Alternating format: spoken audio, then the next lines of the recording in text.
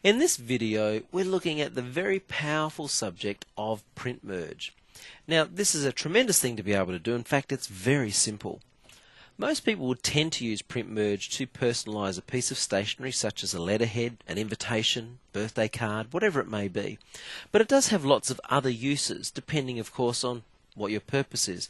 Just remember the principles I'm about to show you apply to any form of information you wish to insert throughout a document.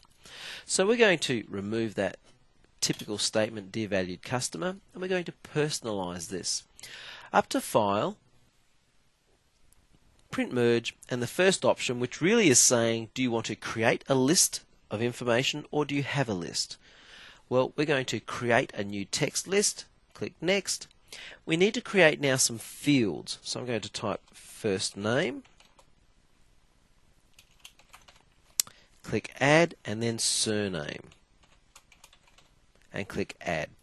What we're really doing is we're creating containers to put information into, and this is what we're calling the containers. Click Next. Well, now we need to put information inside of each container. So for the first name, obviously I want to put a name. Tab to go to the next field. Tab to create a new record, and tab again,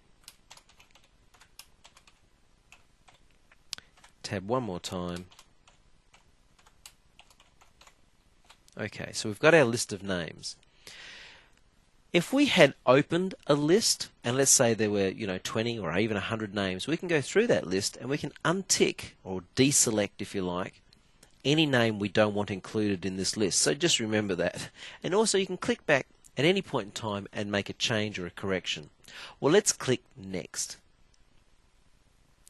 What you're being asked now is, do you want to save all of this information because you might want to reuse it later? And that's what's important here. For right now, we don't want to. If we just simply click Finish, all of that information is kept in memory until we're finished with this document. Well, this is the print merge bar. And right here, what we do is we use this to insert those placeholders, or if you like, those titles we created, those containers, first name and surname, throughout our document. So I'm going to double click in here. First name is selected, so click Insert. Space on my space bar, drop down the list, check surname, and click Insert. Now you may want to go back through your document somewhere, and there might be some personal area where you can add the first name again. So I'll click there, select first name, and click Insert. And I'll just zoom in so you can see that. Now, we have a couple of options. We can, if we want to, go back, edit fields, and go ahead and basically recreate, change, alter, edit, do whatever we want to do with our existing list. We can then click Print, which will go ahead and perform the print merge automatically for you, insert all the information and just go straight to the printer. Or you can go to Merge to New Document. This is the one I'm going to do just to demonstrate this to you, but most of the time you just choose Print. Now if I click Merge to New Document, effectively it's going to reproduce this letterhead a number of times depending on how many inserts are being done, create a number of pages, and we can then see the end result. So I'll close that.